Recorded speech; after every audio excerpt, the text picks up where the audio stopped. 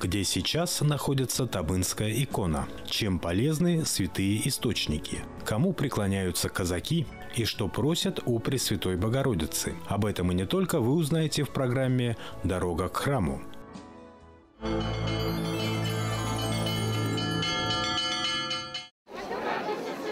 Два дня, 29 и 30 июня, на Святых Ключах в поселке Курортный Гафурийского района проходило празднование в честь явления Табынской иконы Божьей Матери. Этот праздник отмечается на 9-ю пятницу после Пасхи. Тысячи паломников ежегодно приезжают в Красноусольск на место явления Табынской иконы Божьей Матери. По традиции, утром из села Табынское с посещением Покровского храма, поселка Красноусольский, совершается крестный ход. Желающих благословиться от иконы на этом пути очень много. Когда вышли из Табынска, начался дождь. Но этот дождь не помешал людям. Даже головные уборы никто не одевал, потому что все хотели почтить Матерь Божию Табынскую своей любовью и уважением. Весь этот путь на расстояние от Табынска до Ключей составляет 21 километр. Прошли достаточно быстро. Менее 5 часов ушло на этот путь. Крестный ход прошел легко, дружно. Икона как будто сама летела. Не люди ее несли, а как будто она сама людей несла. И ребята даже говорили, что с иконой даже легче идти, чем просто так. И в этот раз икона тоже явила людям чудо мироточения.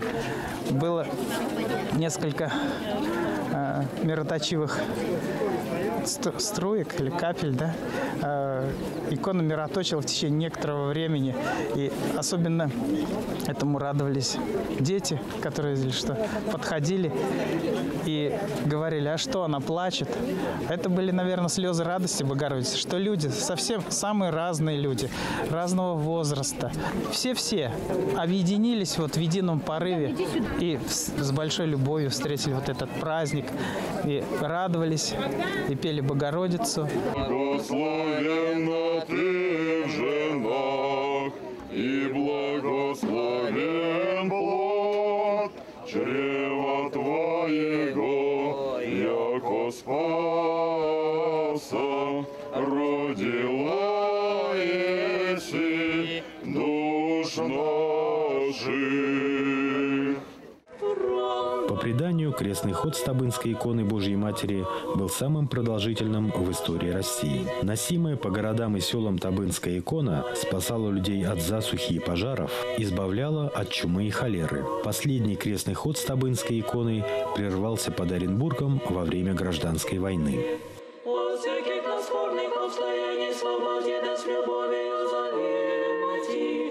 Радуйся, похвалу Табынская, и всего мира надежду и утешение.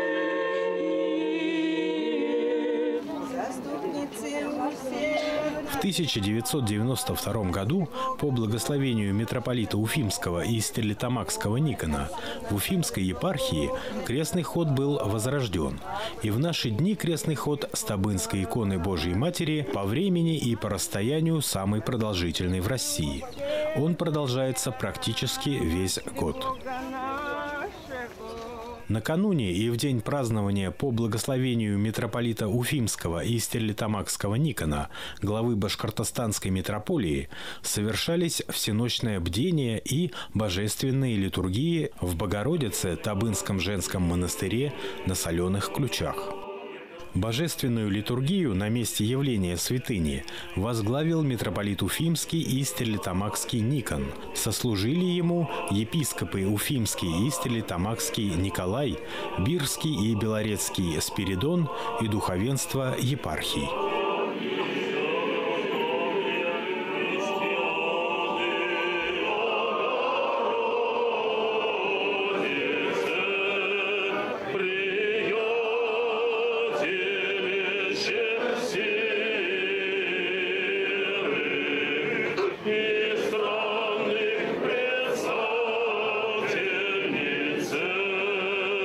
Скорбящих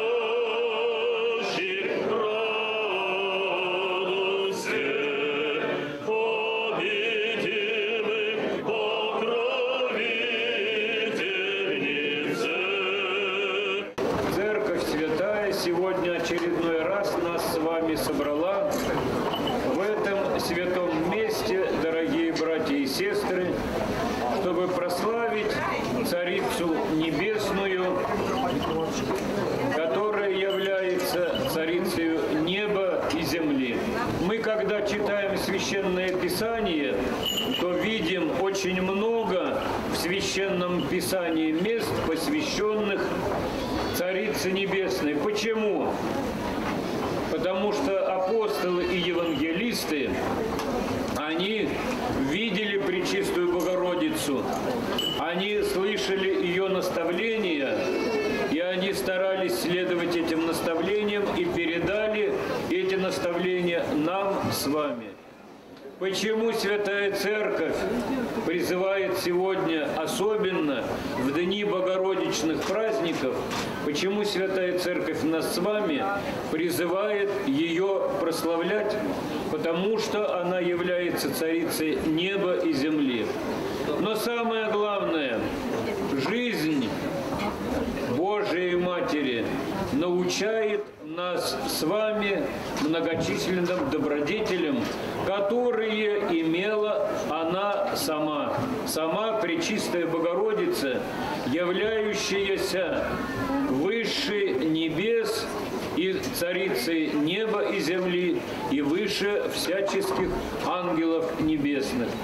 Какими же добродетелями обладала Пречистая? В первую очередь она обладала безмерной любовью и верою в Бога. Второе, чем обладала Пречистая Божия Матерь, великим терпением и смирением. И чем же еще обладала Божия Матерь? Благочестием. И это все она передала святым апостолам. Итак, празднуя сегодня одну из почитаемых икон Божией Матери, нашей Табынской, на месте, где она явилась, мы с вами прославляли Царицу Небесную, просили, чтобы Пречистая все, что она имела, какие дары, чтобы она передала нам с вами, и чтобы мы, видя ее житие, ее небесное заступничество, мы с вами бы подражали ей. Знаменитая чудотворная икона Пресвятой Богородицы Табынской – это одна из самых загадочных и древнейших святынь Руси, написанная неизвестным иконописцем, предположительно в V-VII веках. По преданию, первое явление этой иконы относится ко второй половине XVI века. В 70 верстах от Уфы, около места явления Табынской иконы Божией Матери, некогда существовала Вознесенская пустынь. В ней проживало 30 монахов. Один из них и нашел святую икону на камне возле источника. Табынская икона Пресвятой Богородицы была довольно крупных размеров, с очень темным ликом. Настолько темным, что трудно было его разглядеть. Летопись свидетельствует, что эта икона была копия Казанской Божией Матери, издавна почитаемая на Руси. Она дважды исчезала и каждый раз являлась необъяснимым образом. Последним местом явления был храм села Табынское, по названию которого с XVIII века икона стала именоваться Табынской Божьей Матери, покровительница Урала, Поволжья и, конечно же, нашей башкирской земли. Поклоняются ей и в Китае, где она пребывала десятки лет. Знают о ней и в Америке, Бразилии, Австралии и даже в Новой Гвинее. Но общим местом поклонения иконе вот уже 4 с лишним столетия является живописный уголок Красноусольска, который находится в Гафурийском районе Республики Башкортостан. Как и для всех православных, это день, когда мы празднуем торжество, силу иконы Табынской Божьей Матери, чудотворной по делу. И я сюда приезжаю для исповеди, для причастия, потому что в этот день чувствуется в атмосфере, в воздухе, в душе, в сердце чувствуется особое настроение такое торжественное, праздничное. И со всеми православными я присутствую на празднике и купаюсь в той любви и счастье, которое исходит из этой чудотворной иконы, которая находится в данном храме. храме.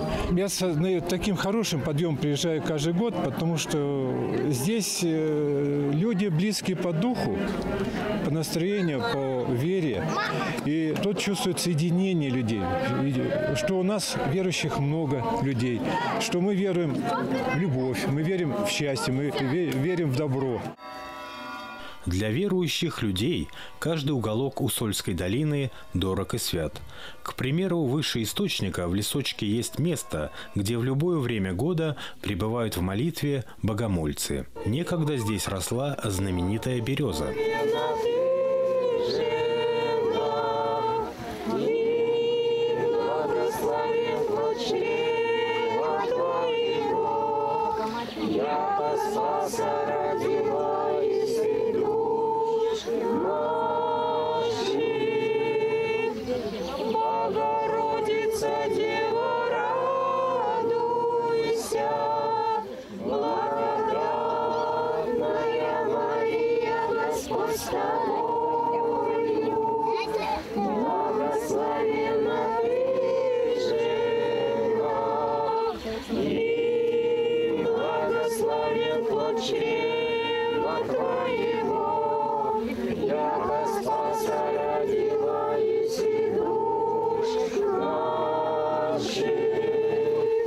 Мне здесь хорошо.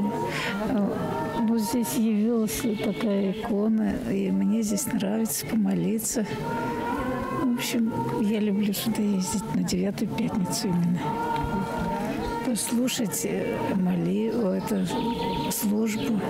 Мы каждый год, ни один год не оставляем. Как это 9-я пятница, это подходит, мы уже душа рвется сюда. Мы не можем их пропустить. Мы уже как приехали сюда в Белое озеро. Каждый год, когда дети свободны, их тоже. Детей и внучек. Прямо здесь вот душа радуется. Даже вот неохота уходить. Не знаю, почему так. Просто про все забываешь. Ну, как будто в другом мире. Такое ощущение. Из города Оренбурга мы приезжаем сюда почти каждый год, по мере возможности. Просили детей, внуков, слава богу, все есть, все хорошо. Вот ездим, нам тут нравится. И здоровье подлечим, и помолимся. Каждый приехавший сюда паломник стремится искупаться в святом источнике, слава о чудодейственной силе которого передается из поколения в поколение. И в наше время есть множество свидетелей исцеления этой водой от многих болезней. Как водичка? Очень хорошая, замечательная водичка. Ну, холодная, конечно, но нормально. Нам понравилось. Адреналином очень много. А почему вы сюда сегодня пришли? Ну, хочется душу очистить немножечко. Так, оздоровиться. Мы каждый год сюда приезжаем. Ну, и, слава богу, не болеем. Откуда вы приехали? Мы из Костромы. И как вам здесь, хорошо? Вообще отлично. Супер. Что ощущаете? Свежесть и чистоту. Мы каждый год тоже приезжаем. А почему? Ну, считается, что очищаются все грехи. И вообще священная вода. Мы приехали из Стерлитамака. И как часто вы сюда ездите? Ну, раньше очень часто ездили мы, а сейчас очень редко. Вот приехали дети все, кто с севера, кто откуда. Вот 4 детей у меня, приехали все. Вот мы решили, как раз так получилось, 9-я пятница, вот мы и приехали все. Племянники. Ну, говорят, помогает от всех болезней. Вот помолишься, это надо, самое главное, верить. Вот мы раньше ездили, у меня все ноги болели, потом перестали, а сейчас вот опять начали. Думаю, может, поможет. Надежда есть все-таки на это.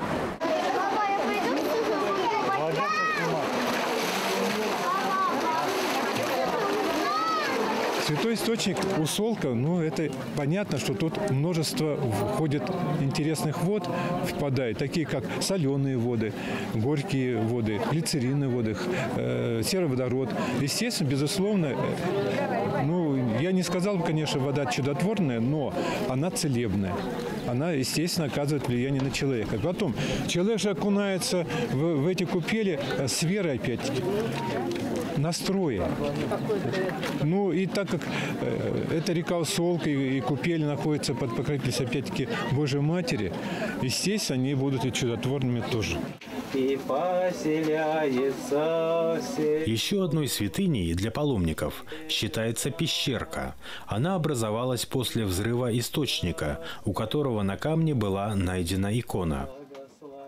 Также многие пришедшие сюда на праздник оставляют в расселинах пещеры записочки пожелания в надежде их исполнений. Мы очень рады, что оказались в этих святых местах.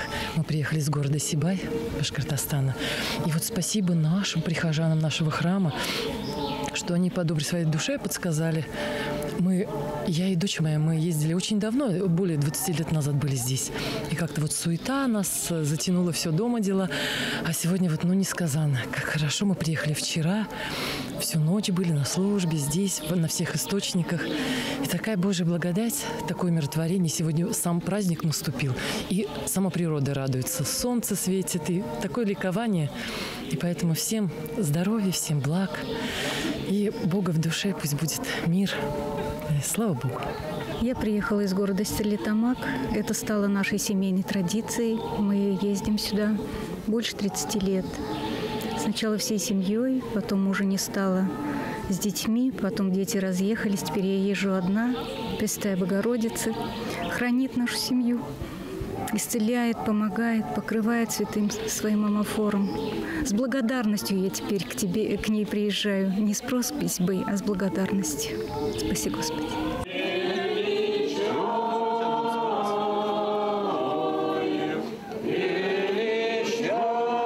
Стоит также отметить, что табынская икона Божьей Матери, которая сейчас находится на празднике, список.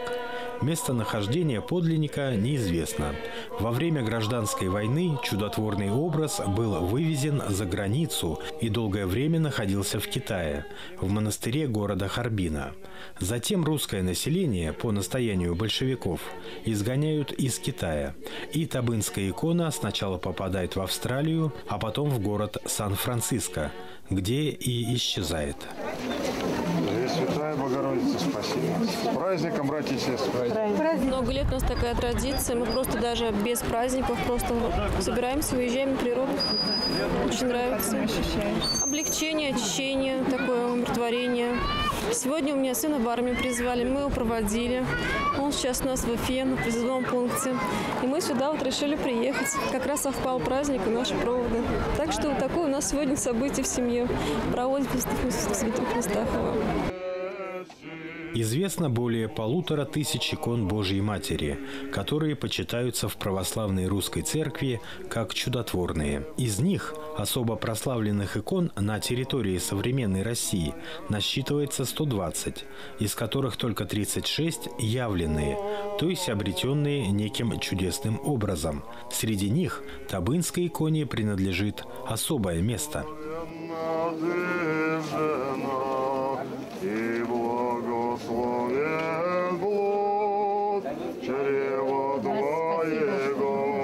Тысячи паломников не только из нашей республики, но и из других российских регионов стекаются в эти дни на поклонение табынской иконе Божьей Матери.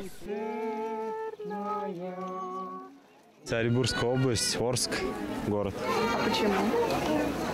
Потому что здесь святое место, происходят чудотворные дела и источники всякие, соленые воды, природные, целебные. Со Стерлитамака. А часто вы сюда ездите? Каждый год. Верим, потому что помогает она, Богородице. Вот водички только в этом году нет. Так, водичку набираем. Обязательно. Очищение какое-то, блаженство. Здоровье, думаю, на целый год приобретаем. Самое главное, верим. Очищение какое-то, душевное очищение. Поэтому постоянно здесь. И зимой, и летом, и зимой приезжаем. И зимой приезжаем, мы же недалеко. На крещение. Душу очищаем. Традиция своего рода. Каждый год на этот праздник ездить сюда. 16 лет ездим. А ощущаете? Облегчение души. вера Святой Матери. В таких местах святых совершаются чудеса. Чудеса и исцеления, по вере, конечно, но тем не менее это огромная благодать Покровской Богородицы. Ее заступничество и помощь большая есть. В исцелениях, как бы кормлении. И человек ощущает благодать, по-другому все видит. Повышает свое качество жизни. С Мелюзовского района, село Нордовка. У нас тоже находится храм Косьмы и Демьяны, которому 120 лет. Старенький храм, но хороший храм. Приехали, болеем, немножко хотели, чтобы здоровье поправить, детям, чтобы счастья пожелать, чтобы удача была во всем, какое-то спокойствие на этой территории именно. Дышать охота, смотреть охота, пройтись везде хочется. Вот подняться в храм еще не поднимались, сейчас поднимемся. Очень понравился, я первый раз приехала сюда. Мне очень понравилась и служба, мы там в тенечке были с детками. Вот, и красиво, и хор пел красиво, и владыки службу вели очень хорошо, мне понравилось. Ну, все чудесно, все чудесно. Людей очень много, паломников, смотрю, много. Вот. Благодать. Православные молятся перед святым образом, прося Богородицу избавиться от болезней, недугов и несчастий, помочь наладить отношения с близкими людьми, приобрести удачу в делах и оградить от завистников. И каждый пришедший сюда надеется, что подлинник чудодейственной иконы все-таки будет найден. Есть в Свято-Вознесенском храме какая-то особенная боль. Страдания, омытые слезами. Святая Русь, Твоя на стенах соль. Молитвы кровоточат эти стены. Звучат, как стон израненной души. И благодатью необыкновенной вдруг сердце наполняется в тиши. Как будто оживает голос предков, и Дух Святой к достоинству ведет. И колокольный слышен звон при этом, который к пробуждению зовет. Очнитесь, люди, сбросьте наваждение и пелену стряхните с ваших глаз. Эпоха наступает возрождения и храма, и души, и веры в нас. И совесть, голос Божий в нас проснется, и злоба из сердец людских уйдет, ведь Богородица в Табынске остается, и в храм икону чудотворную вернет. Душа таится в старых стенах храма, что вроде неказистые на вид. Обитель благодатную для мамы Господь, как верный сын, хранит. Придет сюда однажды воин света, и люди восстановят этот дом, и будут слезы радости при этом. И доброта теплом согреет в нем. Заступница в Табынске обретется. Любовь и сила духа будут с ней. И состраданием чистым отзовется чужая боль на сердце у людей. У начала отрогов Уральских гор, где соленые ключи попадают в реку Усолку, 400 с лишним лет назад братья Вознесенской пустыни обрели чудотворный образ, ставший достоянием всего православного мира.